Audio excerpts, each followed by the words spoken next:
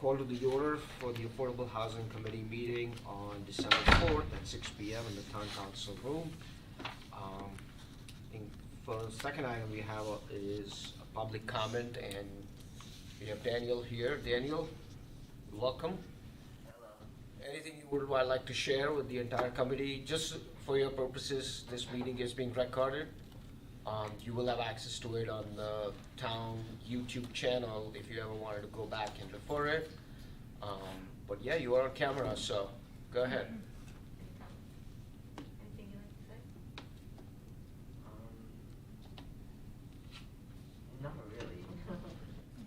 Right, just if you want to state the purpose you are here, just so that it can be part of the official meeting. I'm here for civic participation assignment for Griswold Middle School.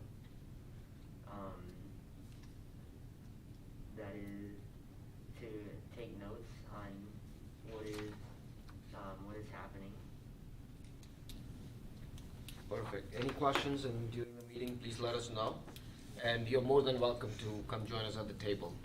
Could I just add something, Kenan? Sure. Just so you know, you mentioned a YouTube channel. All of the town meetings are on that YouTube channel, or you can access them through the town website also. And if I may, Daniel, what's your last name? Rodriguez? I'm sorry, Rodriguez? Yeah. Okay, thank you. All right, so moving on, item number 3 on the agenda, review and action to approve minutes from the November 6th meeting. And I apologize for not getting things out in a quicker manner. Life didn't work out that way for me. But they are in the packet on the table, so you can either feel free to review them now, or we can table them to the next meeting. Let's table it for the next meeting. Okay. Maybe everybody has a chance to read it at leisure, and January 26th. Okay. Item number 4, report discussion on the regional affordable housing Zoom presentation on December 3rd, yesterday. I know myself, Kim, and Tom attended the presentation. I'm not sure if any of you did. Apologize if I missed you. I have my copious notes, plus we'll be getting a copy of the presentation. Next week. Yeah, so we'll be getting a copy of the presentation. I don't know if you'd like me to just go over Sure, some things. please. It was put on by Goldman York, and many of you know about Don Poland, probably. I don't know if you're familiar with him. He had been a municipal planner for a long time, actually as a professor, now as well as a consultant. He was instrumental in doing the presentations. There were 2 presentations for the CROG housing strategy. One was in Southington, but I think you and Binan Yes, attended. if you remember Yeah. the gentleman with the eye patch? Yeah. Yeah, he was the And presenter. then I went to one at Goodwin University, and that was well attended as well. Good. But they were talking about affordable housing in a variety of ways, talking about the accessibility to affordable housing, time, distance, transportation, obviously the greater need or the greater accessibility of affordable housing is in the core areas. You're more urban areas, and as you get out into more rural areas, it tends to decrease. There's drivers of housing demand. Obviously, if jobs are up and population's up, you're going to have more demand for housing. They talked a lot about household formations and the need for households. But households have changed over time, especially in the Northeast. Northeast used to be the time of, and I always liken it to Leave It to Beaver, where you had mom, dad, and maybe 3 kids. You don't have that now. You have people marrying later, you have people marrying less, people divorcing, creating single-family households, people rooming with each other but not being married. So the type of household has changed. So you don't need the bigger homes anymore. So, but in New England here, more of the traditional part of the country, we've had the larger homes, the 3-bedroom units or 4-bedroom units, whatever, and we don't have that need so much anymore. So we're looking at smaller units. They went into quite a bit about a lot of statistics. And when we get the presentation, as soon as I get it, I'm going to send it out to you all so you have it. We have a diversifying community here in the capital region. We're seeing a decrease in the Caucasian population. We're seeing an increase in the Hispanic, Black, and Asian population. They talked about there's a disparate problem with the Black and Hispanic population in that typically the incomes are lower.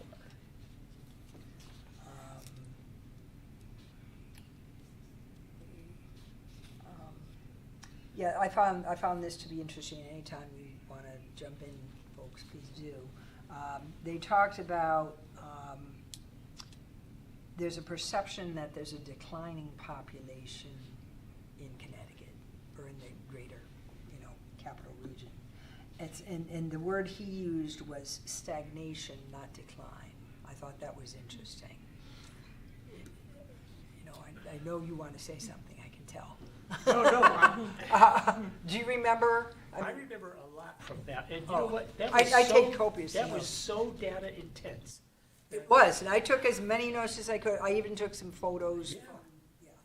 But, yeah, because they talked about 52% of renters in the Krog area, so this is the greater Hartford area, they have income less than $50,000.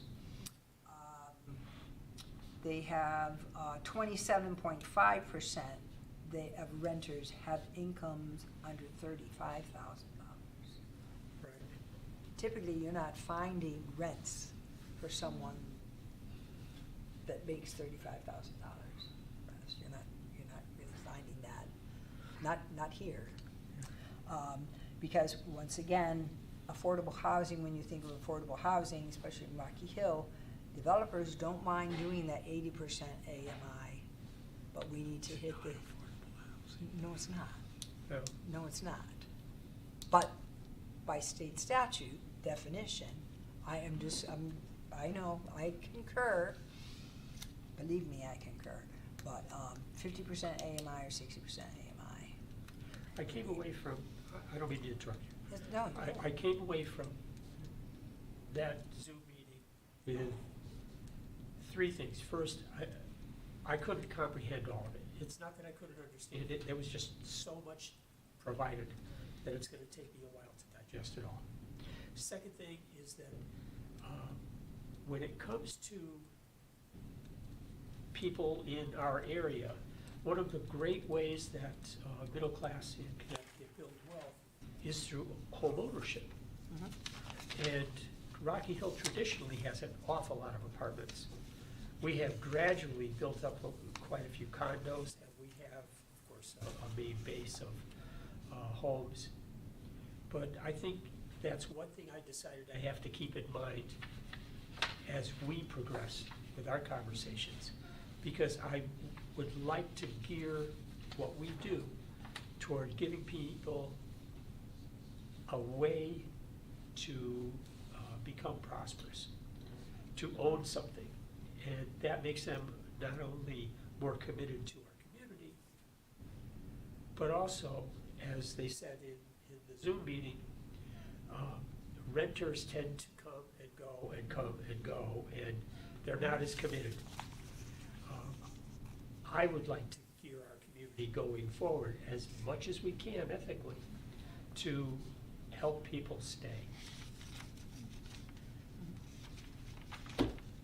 That's my 2 cents. Throw it on the table. Nothing wrong with that. Once again, the housing stock doesn't match the household style. That goes to the larger units, more bedrooms, when families are downsizing. A lot of people are putting off having kids or not having kids at all. Single person households. We've seen this shift from single family to multifamily, and now, as you're saying, there really is a need for getting people into their own place, their own. I think that's important. I'll give 2 cents. We want more than 2 cents. That description of the market doesn't apply to housing in Rocky Hill because it's not homogenized. I was on planning and zoning when we put in a moratorium, which we had for at least 2 decades, not to have common wall dwelling, not to have apartments. And most of the condominiums, the old condominiums in Rocky Hill, were apartments converted into condominiums. And as a percentage of CROG at the 56 towns, way back when, Rocky Hill had a disproportionate 2/3 of the housing stock was common wall, either apartment or condominium. So the zoning put in 2-acre zoning because they wanted to encourage large subdivision type housing, which we got, which now we denigrate as McMansions or something. But there's a segment of the market that wants that. They're about to build 7 new big houses on the corner of West Street and Gilbert Avenue. There's a portion that wants that. Then there's the empty nesters who'll be just happy to have an apartment at $1,000, which doesn't exist basically anymore. Or condominiums, not that many years ago, outside here, 4-story behind the post office sold for 60, 70,000. Now they're 200,000. So the thing about dollars and so on have changed, but the people who probably live there, their incomes haven't gone up. I mean, it's a national and an international problem of the price of certain goods now exceed the ability of people to purchase or borrow. And that's not a Rocky Hill problem.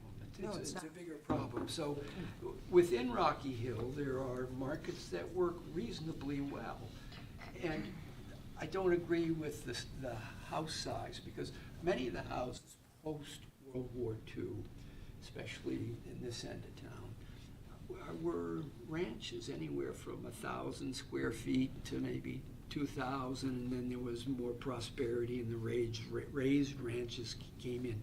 So we have a reasonably stratified type of housing,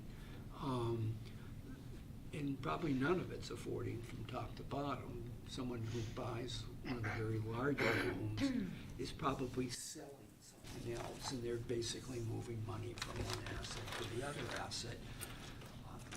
As we hear people tell us what we should do or what we now can do, it all comes down to money. And in the absence of a state or a federal program to subsidize people, that's what we need here. Right, so actually, that was part of the presentation towards the end, where, they gave a little breakdown of what the cost associated with building a house now. And for any developer to come in and build a house, I think their NOI currently is about 10 to 12%. Now, this is traditional housing, right? Now, if you want them to come in and, build affordable housing, there has to be some financial incentive, whether it's town, state, somewhere else, to compensate them, right? For, if not increase, maintain that 10 to 12% NOI Otherwise, you know, it's a simple math. I can go and invest in the S&P 500 right now and make a much better return. Riskless, probably. With Yeah. less risk than going out there and building a home, which could be denominated as affordable or whatever. Even it could, if it's normal housing, you know, you're selling it at market price. There has to be financial incentives created, which is enticing enough for somebody to like, hey, this is a good opportunity, let me go build this neighborhood or, you know, a section of housing. Now, I think that's debatable, like what type of housing is gonna work, because I think even within towns, there is, like you go to a Hartford, extreme need for apartment style or condo style housing. You come to a Rocky Hill, as you said, there is enough housing, but the problem is, you know, there is not enough turnover for people looking to move to Rocky Hill to find a house that they would wanna settle down or see them, you know, build their family around. So I think that demand supply is another issue that needs to be looked at. When a neighboring town, like let's use Hartford as an example, right, has or is investing into apartment style housing, perhaps it's an opportunity for Rocky Hill to kind of, okay, let's look at it a different way, let's take a different route, let's encourage single family or multifamily ownership homes, because the rental market, you know, it's being taken care of by a neighboring town. So I think there is a lot more that needs to be looked at versus, you know, making a black and white judgment as to what will work or what will not work. You know, some of the facts are, yeah, it's true, right? The size of families are going down. There is, you know, the requirement for large housing is probably not as prominent as it was 20 years ago, probably. But at the same time, everywhere you look, right, a lot of apartments being built, most of them rental, but are we getting to a point where that market is gonna get saturated? Because a lot of times this data is after the fact. It's not predicting the needs gonna look like in the future. So when I go around, when you drive around a lot of towns right now, right, like I think the Berlin Turnpike is a perfect example where you see all these massive projects. You go to West Hartford, they're just building, I think, a 200 unit apartment complex right off Trout Brook and Farmington, I believe. We might be getting to a point where, you know, in the very near future, we might have an oversupply of apartment style housing. I think we're there now. Well, But that data is not, you know, when you Yeah. look at this data right now, it's like everything that has happened, right? And you are in the real estate, so you probably have more visibility into what that demand looks like for housing right now.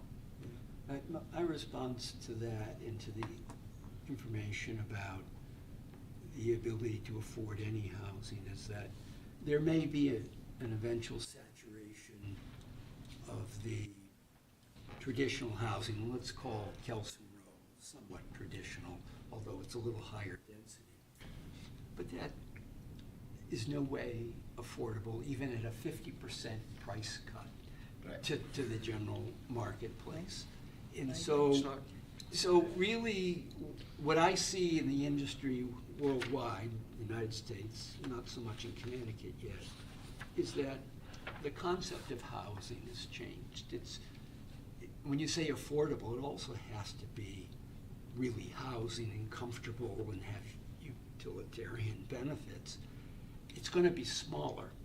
It's gonna have fewer amenities. It's gonna be denser.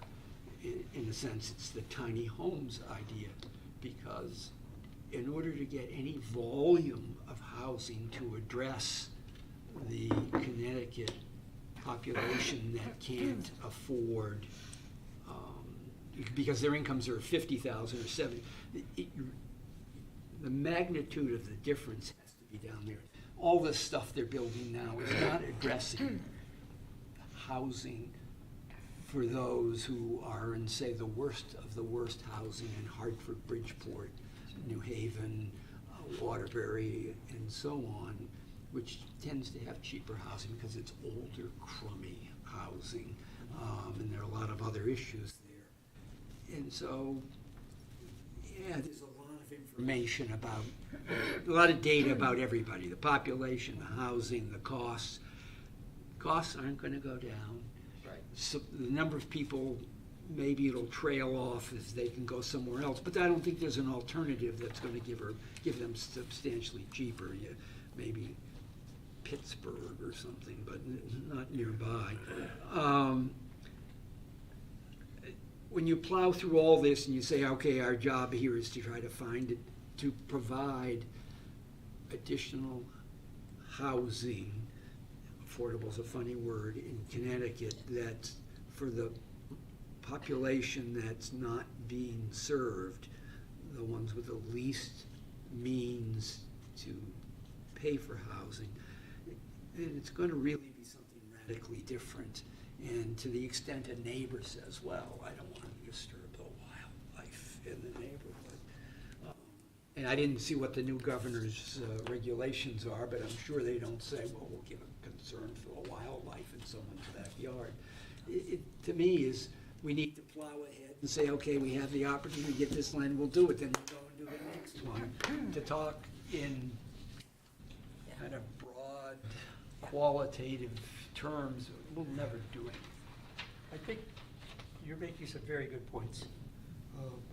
As an aside to what you just said, that person who was concerned about the wildlife off of the 91 exit.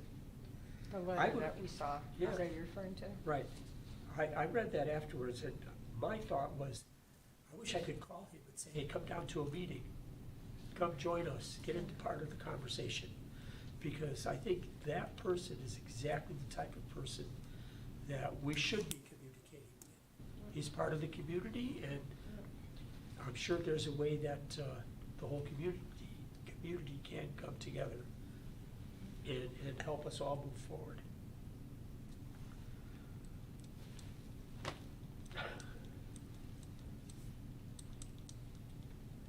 You're always gonna have people that no matter what one does, someone's not going to like it. I agree, but he That's- wasn't, my father used to call people who would rant and rave radical kooks.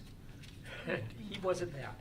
He seemed very reasonable. I think that's the type of person who, and I could be wrong, but I think that's the type of person who we could benefit from. I 100% agree with that. The only caveat is that every neighborhood now has wildlife in it. So we have that same issue no matter where Yeah. we go. But it's legit issue. Sure. Absolutely. You mentioned something about looking toward the future about housing needs and that we might have an overabundance right now. I've always looked at it as a function of the population and the bulge with the baby boomers, and there's going to be smaller and smaller ripples as it evens out. So that might be a good predictor of where we are and what we will need going forward. So, you know, as their kids become of age to marry and start a family, they're gonna need more housing. The same thing happened with schools, where I grew up in New Britain. I think all the schools I went to there are now housing, you know, from Aquinas to Ellie Burke. They've all been converted because they didn't need as many schools because the baby boomer kids had moved on and there was less kids of school age. So I think that can be a function also of Right. looking forward to housing needs in the future. But Yeah, they talked about the downsizing Right, that of too. children, Yep. like down Yeah. 26,000 from what had been predicted or something. Talking about housing, they also talk about, obviously, finance and the risk and the cost to developers and the development process in general. And time is money, and we know that, that's what they always say, time is money, and it is true.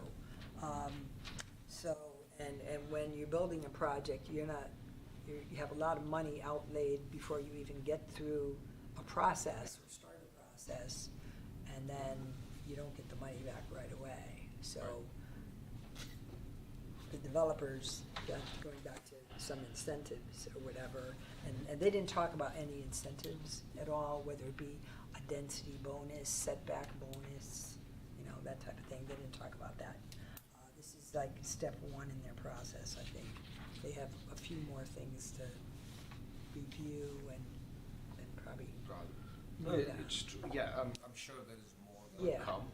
oh yeah. But, I mean, again, I'm being a finance guy, you know, I always, Yeah. my mind just keeps looking for like, you know, what are the trade-offs here? Like, what are the returns gonna look like? And, you know, somebody comes and tells me like, hey, I have this great idea which is gonna net you 10% over 7-8 years, comes with this, a lot of risk versus I'm gonna be like, hey, you know what, I can make a few clicks on the computer, park my money on an S&P 500 index, and go sleep peacefully without having to worry about anything. I don't have to look at it, I don't have to manage it, I have nothing to do with it. Yeah. So, ultimately, I think, you know, whichever housing or whichever way we go, we always have to take into account, like, how is that gonna incentivize somebody to come in and build? Otherwise, as you said, we can come and talk about it all day long, but that, I think the whole financial model has to be a part of that discussion on when somebody's coming in, what is he or she, what's that person looking for? Yeah, there was a movie made in Connecticut, set in Connecticut, with Danny DeVito. It was called Other People's Money. It was, yeah, it was New Hampshire. No, it was on Yeah. down on Route 9. Yeah, Maybe it was. but it took was- place, yeah. Yeah. And the developer or finance person, they're looking for something that reduces their risk or increases their return. And we as a town could offer land that the town owns, you know, that then would reduce the capital required to develop the housing. And we could do something about how taxation is done. But I think historically, a lot of the housing that exists, the federal housing or Jaffa housing that is management of housing that had federal money, although the state of Connecticut has at times dedicated its own money, our money they collected from us, or as administrator of federal funds, that those programs need to come back, because in their absence, no one is building the housing for the 60% or the 50 or the 25% of median income. And I don't think it's likely that a developer today would build a project having a substantial portion of that mix of housing, because they can't afford it. I mean, as you say, you know, Yeah. No, and I Yeah, totally it doesn't agree. work I- for them. The way I look at it, right, I think right now, whatever development we are seeing, right, I think somewhere there is this underlying belief that eventually over, and hopefully shorter period of time, you know, the mechanisms of demand and supply, right, will come into play, and when there is an overabundance of supply, you know, automatically the rents will come down, which will make things affordable. Again, Yeah. I'm just giving what I feel is happening, because a lot of the towns that are building all these luxury condos, right?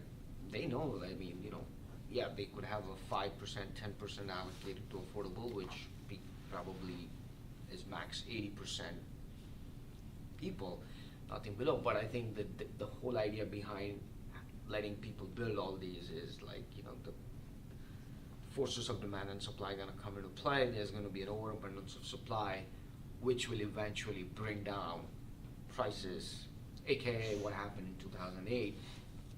The reason was different, but it did bring down real estate prices. But I'll come back to the one thing, I think someone here said last time, or somehow it came to my attention, that Kelson Row got a CHFA mortgage, for a portion or all of the property there, which surprised me. But that's a good thing. I still think they're worthwhile asking Belfonte himself or somebody from the firm to come and Maybe in our next. give us their opinion, because we're going round and round, Right. we're listening I to think a that's seminar. a great idea. I agree, that's a great Yeah, idea. I know it came up at the last meeting, and I didn't have time to touch And on I- it, but I will. Like, hey, No, as Yeah. a developer, you tell us what's gonna Yeah. work, what's not gonna work, what do you need? And they have, in the past 20, 25 years, maybe longer, worked with CHFA on distressed properties and so on. They've either taken them over and so on. So they're experienced, they're informed, clearly informed about market level issues. And, you know, they're informed about Rocky Hill. I just think it's an opportunity to work with them. I know they're in asking the town for some modifications on Kelsom Road about Retail, retail they wanna versus reduce the medical or amount of something. retail required by like half. Yeah. At the current one? At this, the one they're building right now? The Kelson Road, Huh? Do they have any retail? none, they Yeah, got 'cause a it's supposed to be 2-year on the first moratorium level, on right? moving Right. in. Yeah. Now they wanna reduce the amount of retail There's another space. building. So they wanna reduce it, and I'm of They- the opinion that eventually they'll ask for it to be removed totally, but, Yeah. Well, And that was always the impediment right. 20 years ago. If that requirement by the planning and zoning But for mixed use? Mixed use. for, yeah, many developers came and they said, we'll build the residential now. If Yeah. someone wants the other thing, then we'll build it, but. Let me ask you this, like, why the requirement to build retail? Concerning the zoning at that property, it's in the town center zone. You can do a mixed-use development. No, but can they just do away with, they don't wanna do retail? That's why they're coming in. The- They made a request to The do. approval had, I believe as a condition, to develop X square Square feet. foot. Right. Because they Yeah. proposed it Yes. that way. But base They level. originally I think proposed if they it that don't way. want it, I think that's a great opportunity for us to ask them, like, hey, okay, if you take away don't, Well, they want, Do you wanna- their proposal, and this is not a planning and zoning meeting, and you're not the planning and zoning commission.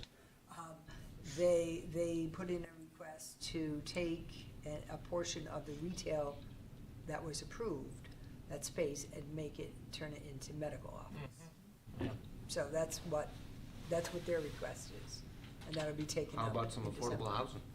Well, we can't tell them that, Dictate but, that, yeah. but that's what, Sounds a little bait and switch. they've, I they've, mean, you know, I know it's a they- win-win, I the way I know look they at it. are. Yeah. Well, no, I would much rather affordable housing than Yeah, I think it's a additional win-win. medical. Yeah. that's If what they get they've, fully residential. that's what they've asked for. And I don't I'm want just to, telling you. you can tell me to stop because I know we're not planning and zoning, but when it was being built, they had signs, bank's gonna come in here, like there were actually signs. So that was very visible, Okay, so, I mean, at that point, there was a serious commitment to having retail. oh, I'm aware of that. Yeah, but there were actual signs, that's the part that kind of blew my mind, all of a sudden they're gone. But, you know, Genevieve, I think, again, it's a matter of demand, supply. You have Yeah. so much retail space on Silas Dean Avenue, You're which right. is Yeah. vacant. Yeah, And we're asking them to build more retail, and they're like, hey, what are we gonna do with all this space? And sure, medical offices is what they wanna build, but I don't see any harm why we can't propose like, hey, how about some affordable housing instead, and then, you know, we can work together.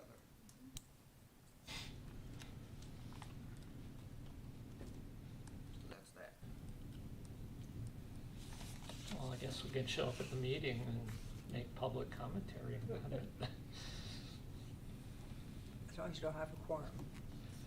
Right. You can't have a quorum. Right. So, Moving on I to I any don't other know, is there comments on? anything else? Yeah, the big thing they stressed was also first-time home buyers. No, that was a big thing they stressed, going back to your point about home ownership. downsizing the units preferred, a mismatch between the household types and pricing. Household types, meaning smaller households. Yeah, 1 or 2 person households, no children. That's what they were talking about. At one time, when I built a house in Rocky Hill, 1987, there was a zoning requirement that you could not build Yep. a home less than 1,200 square feet. So we just heard that there's an imbalance between the That's family requirements unit and all. size now and the inventory of housing that exists, and part of that goes back from, Everybody had the requirement, a minimum housing size. Everyone had that requirement. And then there was a lawsuit in another Economic community. discrimination. Yeah, and we wiped that out. Actually, I think we wiped that requirement out before they had a decision on that case. Because. the building official came and he measured to make sure that Yeah, it wasn't we- too small. we got rid of that requirement. Now, I know with tiny homes in the building code, Appendix AQ, they have regulations for tiny homes. And it's not to be less than 400 square feet. But yet, there are plans out there that are less than. You know, that's confusing because under federal funding, you can't have greater than 400 Yeah. square feet. Yeah, isn't it, yeah, it is confusing. So I don't know. I don't know, but. Any other comments? Moving on. There'll be other presentations as the regional planning agency gets more into this, because Goldman York is still with them as a consultant. So there'll be other things, we were talking about incentives before, they're coming up with presentations on that too. And I will reach out to Belfonte and maybe others to see if they can attend a meeting. And it may end up being a special meeting, because depending on Their availability. dates and Yep. when they come, but we'll be talking. Sure. I think that'd be good. Yep. Just to hear it from the horse's mouth. All right, so number 5, report discussion on the CMDA thing. I am gonna be completely honest, I haven't had the chance to even look at, not just Well, this, we but just got it, in general. Yeah. I don't know if anybody else has kind of looked into it, but absent that, maybe if you wanna give us a brief Well, overview, but we can kind of push this to the next meeting where we can have a more informed Yeah, discussion Municipal on this. Development Authority, what we've done, the town of Rocky Hill has signed on to partake with CMDA, which is a quasi-public agency, very new, in the infancy stage actually, but they're working with municipalities throughout the state of Connecticut on what's called transit-oriented development and creating housing in areas where transit exists. We've put forth an area in town, basically, we're talking about a town center district here, in which we're located, down to the river and north along Old Main Street and south to the Weathersfield line. That was a rough idea for them. CMDA has hired consultants to work with us on reviewing our zoning regulations with respect to how they're written to create housing in that area. Our regulations are old in that our plan of conservation and development was enacted in the spring. We have to update our zoning regs to conform with that. But they're kind of doing it in concert with us. So we'll be meeting with them in the first 2 weeks, sometime in the first 2 weeks of January. We as staff will be sitting down with them to talk about next steps. What's the time frame for that to be completed or to come to some? The zoning regs I'd like to get done, sometime before mid-year, Okay. 26. And then CMDA, I'm not sure what their time is. We have to sit down with them and hash that out. But it's for basically housing creation, more middle housing along Solstein primarily. That's So not in my front yard viewpoint here, what are you proposing to do on Old Main Street north of here? No, it's talking about transit-oriented development, and they're talking about housing creation, whether it be ADUs, whether it be tiny homes, whether it be middle housing. And we basically took a map and put this amorphous kind of blob on this map that talked about, this is the area where we see this, Yeah, but there are no vacant lots on Possibly. Old Main Street. or it has a bus line. That's what it is. You have to have an area So of town. I think effectively what they're trying to do is have more concentrated housing along where there is public transit available. That's what it sounds like. Correct, but Makes sense. we're really concentrating on Solstein. Yeah, That's which the is main, that's yeah. the main thing. We have some buildings that are already built that lend itself to housing. We have a lot of buildings that have storefronts or personal service shops on the first floor, and many of them have vacancies on the second floor. And those second floor units, obviously construction is different between commercial construction and residential construction by building code, so there will have to be some modifications. But ideally, that would be nice to get some units right Right. there. And you have the streetscape, and you have wider sidewalks, and walkability, and people living near businesses, and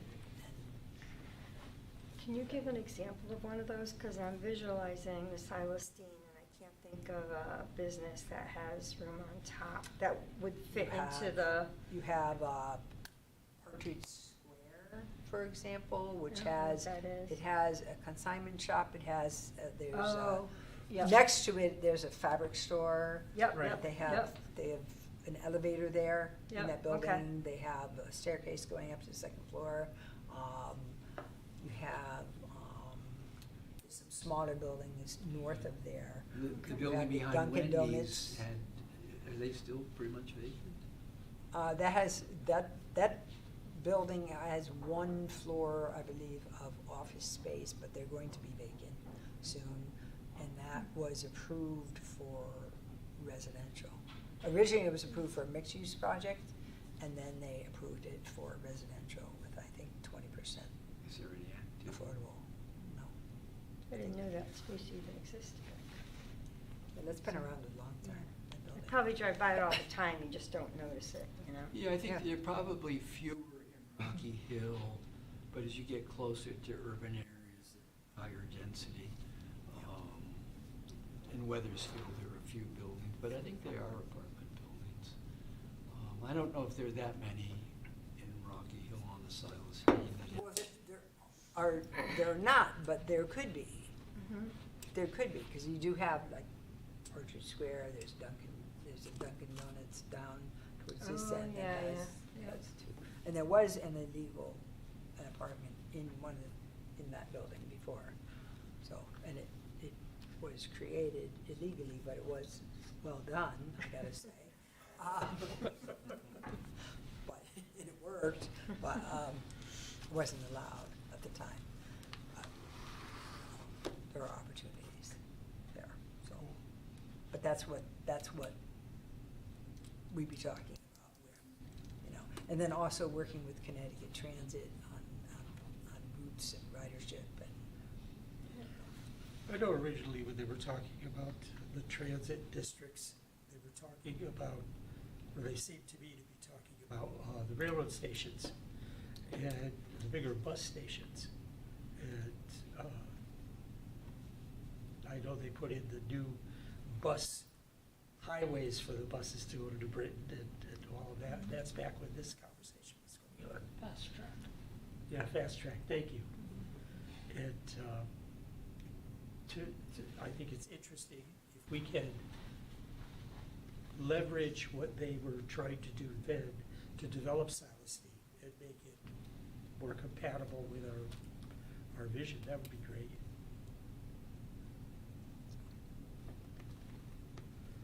So, I can report more on that after I meet with them in January, so whenever The next, that fits into the schedule. sounds good. Okay, moving on, number 6, discussion of the former I-291 property update. I didn't know if you've talked to, I know you wanted to talk to Ray or somebody about that. I thought you were gonna talk to him, and then I know we were supposed to coordinate it, which never happened, so that's on me. Yeah. But there's no update, which means, No, okay, I know you've been away for a while, all out right. of the country. So I'm gonna put a note for my, There was a meeting I know we had a meeting with Carrie Wood, I don't know if that's what it was about. I wasn't asked to sit in, okay, so, all right. I will send him an email tomorrow. okay. And is that okay if I copy you, Yep. or is that, okay? You can always do that. Okay. So I'll send him an email tomorrow. Okay. I'll copy you on it, and then we'll try to get update, basically the stuff that we discussed on the last meeting, and then based on the information we find out, we'll come up with the next steps. Okay. I thought that was gonna be the big one for tonight, but it's not. It was. All right, so number 7, any other business, membership, so, yes, I did individually speak to you both. Let me start off. Thank you for the time, and that you put in. It's a commitment, right, and I understand, so, thank you. I hope you got something out of it, which is gonna help you Yeah, for sure. as you move on in, with your studies and your career. So, good luck to you as you start looking at for colleges. Yeah. And so we're gonna have 3 vacancies. I think Kim was nice enough to put in a little application form in our Well, bags. that's the old one, that's the original one we had. And obviously, there's dates that need changing, but I wanted people to look at that. And Tanvi, I don't know if you're planning on, you're a senior, correct? Yes. So you may be moving on to out of state or where. Yeah. So, if that's the case, we certainly wish you well. Thank you. Tanvi is like, as far as I can go.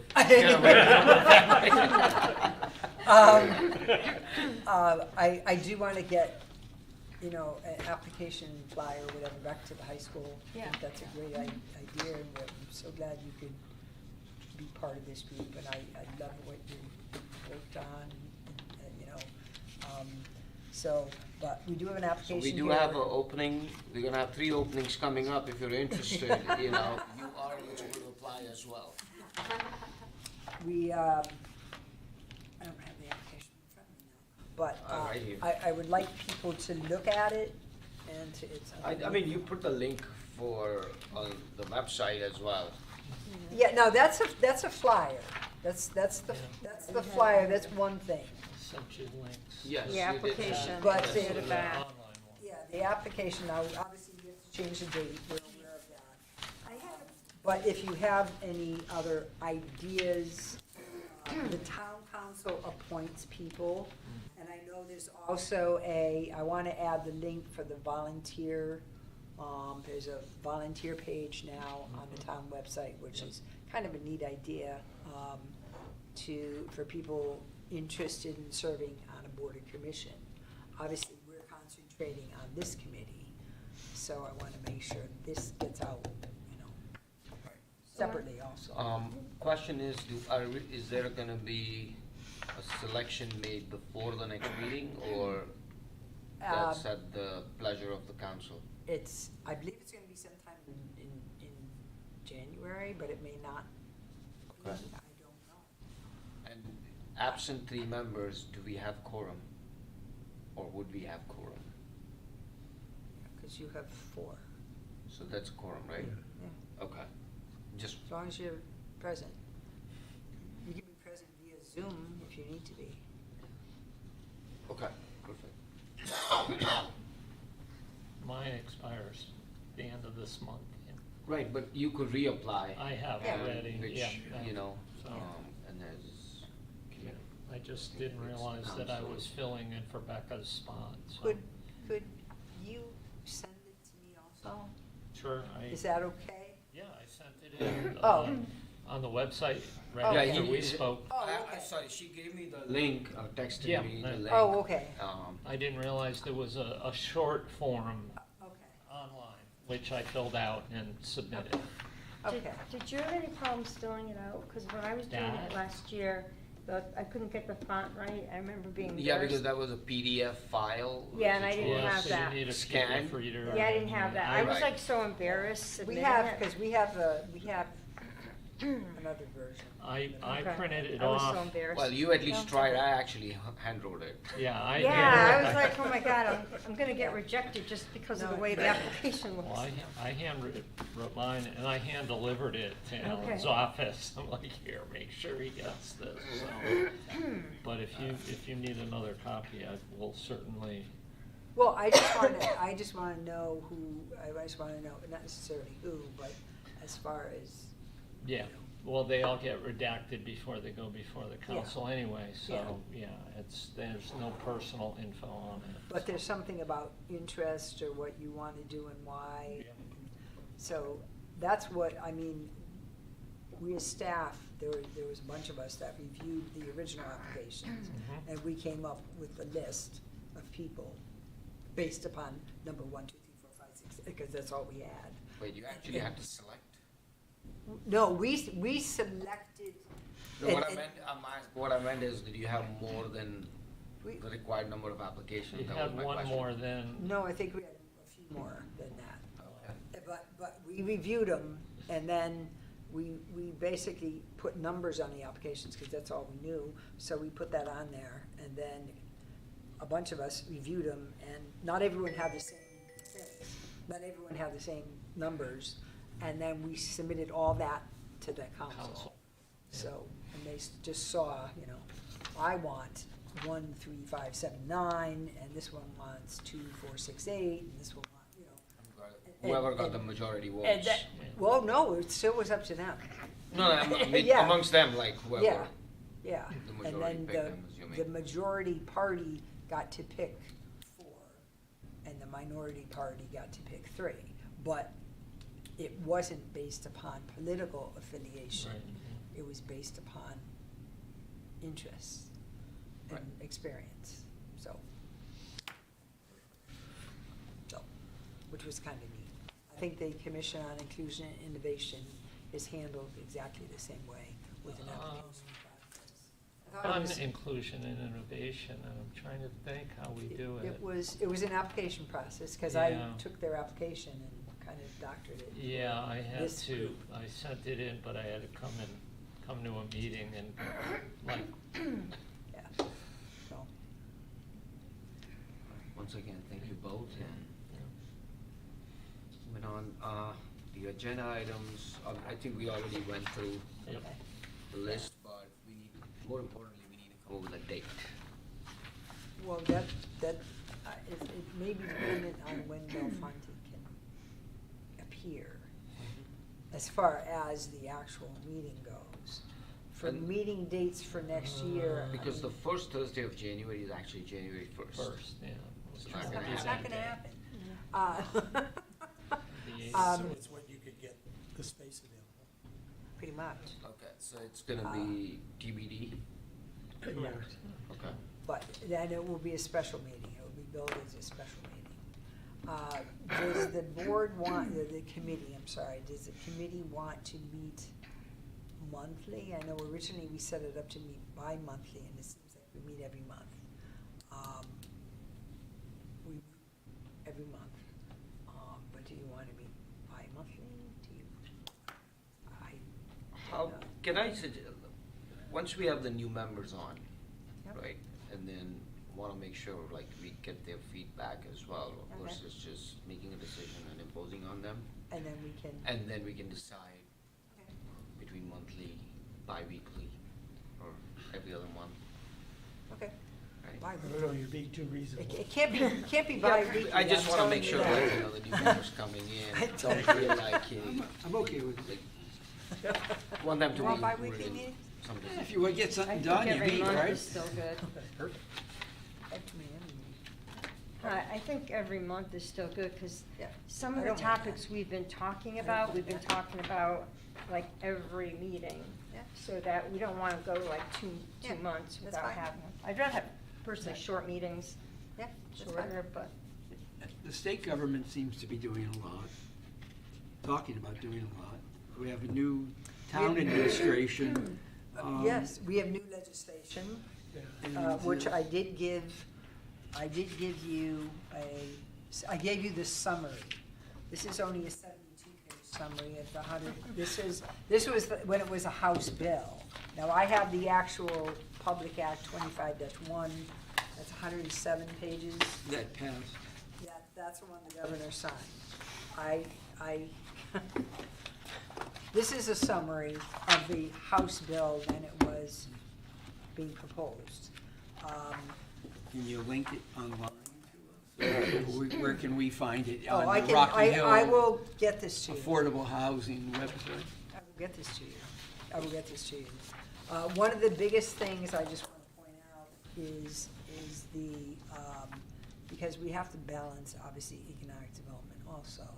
But one of the biggest things is allowing middle housing and mixed-use developments in certain commercial zones and occupying underutilized commercial structures. So developers could come in for that with only a summary review, like a site plan review, not a special permit, no public hearing. They could just come in and do that. So that's a big change. But there's a lot of financial things being proposed, was approved in this new Public Act, which is nice. A lot of first-time homebuyers stuff, grants. So there's a lot of things that we as a town need to do. too. Love to read it. Anything else anybody has to bring to the table? Motion to adjourn? Motion to adjourn. Second. All in favor? All in agreement? Aye. Thank you. Thank you. And happy holidays Thank to you very everybody. much. Too. Other people's money took place in Rhode Island. I was Oh, wrong. did you just look it up? It was filmed here, but in Along Route Weston. 8, it was a wire company. Yeah, It was a and quick they meeting. used an old abandoned wire company very in informative. Reading, Connecticut Very for the It was shoot. quick, though. But in the movie, it was was in- Rhode Island, so Come I knew it wasn't in Connecticut. Yeah. I'm happy you guys are still awake. Oh, yeah, no, very, very informative, very